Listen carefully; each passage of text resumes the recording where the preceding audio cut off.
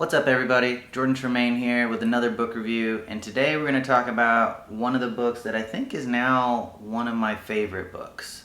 And that book is Accelerando by Charles Stross. So I listened to this book on audio, which is why it's on a screen and I don't have the physical copy of the book, but the audio did a really good job. The person who narrated the audio, which I got off Audible, so I think that's the version that I'm talking about, does a really good job with like maintaining the different voices. There's a lot of characters in this book, and I think sometimes for clarity, when books get pretty complicated, it really does help that the different characters have different voices, so you can hear the people having the conversation. So I thought the audiobook did a really good job. But yeah, let's dive into it. So Accelerando, this word acceleration means a change in velocity over time, or to speed up or to slow down. And I think really what this book is about, which I actually think I understood this book. There's other books that I read and I'm like, I didn't understand that book, or I struggled. But this book, even though it was pretty complex, I had a good feeling that I was understanding what was going on. But the title, Accelerando, I think describes what the book is about, where there's humans and we're developing technology, we're advancing as a society, but the rate that we're advancing and developing new technology is accelerating, and we have to deal with that. And that's even present in real life today, where the kind of advancements that have happened in the last 10 years have made life so much more different than the last 500 years, where historically it would take a long time for a new significant development to come out, like a train or an airplane or books or indoor plumbing. Like those were much more spaced out, but today we're coming up with advancements at a much accelerated pace, and it really does change the way we interact with each other, the way that we connect, communicate, and all that stuff. And this book kind of just puts that on steroids and keeps going, and where are we going to end up as we add more and more technology. So the book is, I don't want to give it away because I want you to read it, so I'm going to try to balance the spoilers with actually telling you some stuff about the book. But there's a family in the book, and the interesting thing is the family is caught in this progression, like I was talking about, of accelerated technology, where by the time like they have a kid, the technology has changed so much that the kid lives in a drastically different reality than the parents. And then by the time that kid has a kid, they live in a drastically different reality than the parents, and a much, much different reality than the grandparents. But they're all alive, and they can all talk to each other, but it's sometimes hard for them to relate to each other, or hard to deal with each other because they live in such different realities.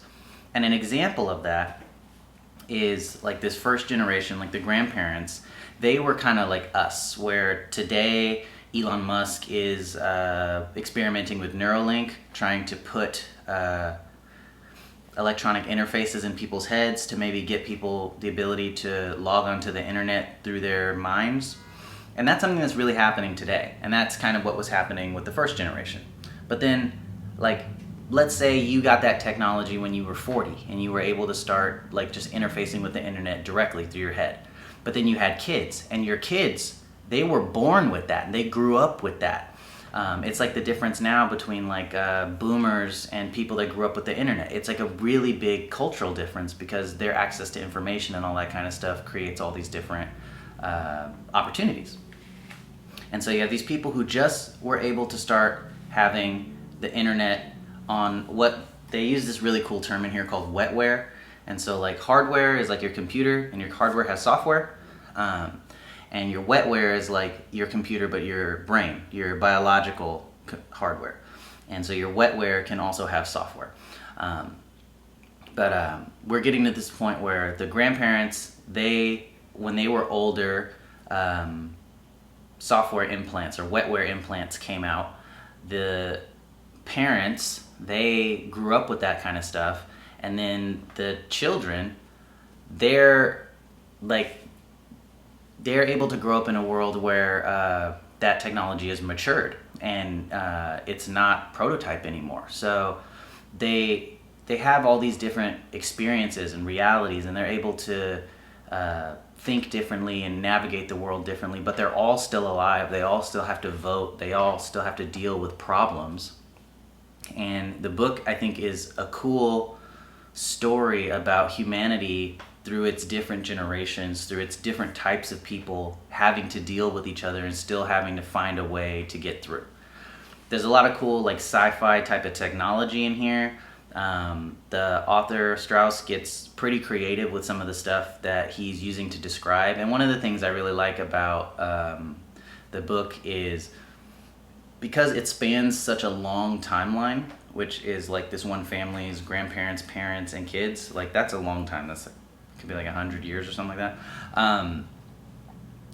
He periodically at the beginning or end of chapters will kind of give you a news update to what's happening in the world, to kind of give you some background setting, because so much has changed because the pace of technology has accelerated. Usually in a book, like at the beginning, they'll kind of set the scene and then add some more details as time goes on. But here the scene is changing so rapidly that he kind of resets the scene periodically and helps you know how the society is developing, which plays into how the people are acting and what they're doing. So I thought this book was really good.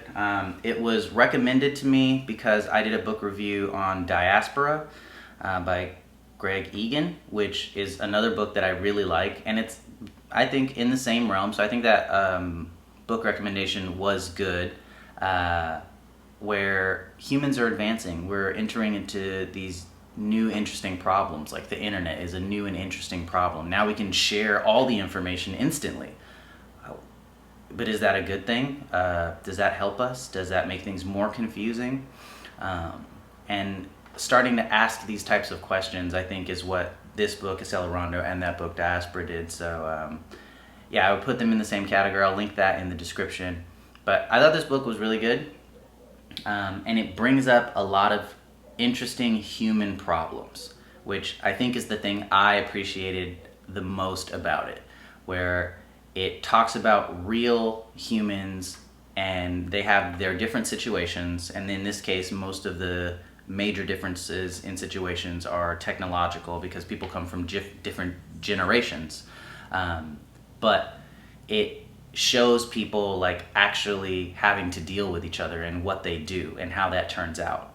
And then there's this idea called ghosts, I think, in here, where because most people are connected to the internet, they can like replicate themselves or go send a piece of themselves out. So like if I wanted to know about Lamborghinis or something like that, or cars, I could spawn a ghost and the ghost would like leave my head and go on the internet and go look for Lamborghinis information and then come back later and then integrate back into my head and teach me everything he learned. And so there's all these cases where people are like, they don't know what to do, or there's multiple possibilities. So they like spawn all these different ghosts, and the ghosts go out and they, you know, you try this possibility, you try this possibility, you try this possibility, or you go learn about this and this and this, and then come back and tell me what you learned. And it's this really interesting way for a person to experience multiple realities at the same time and then come back together and then be a single person that experienced all those different realities, because all the ghosts come back and integrate, and now you're all like 10 of those things that happened at the same time, or simulations that didn't even happen, but you've been able to play it out and you have that experience as if it did happen, even though it didn't happen. And so that was a really cool idea, I think, inside of this book. So the book is Accelerando by Charles Stross, maybe. Great book. Thank you. I forget who recommended it, but thank you for the recommendation. And yeah, if you have other books like this, let me know. This is a really interesting genre, I think. It's like complicated sci-fi, so it's something interesting to read. But I do appreciate this book. It comes with a lot of good concepts that I think are good to have in your brain, good to think about. Like, hey, technology's starting to become this thing that affects our lives and changes, and the changes in technology affect our lives. How are we dealing with that? I think this book has excellent commentary on that, and that's directly relevant to today, because that's happening today in real life. So yeah, I recommend this book.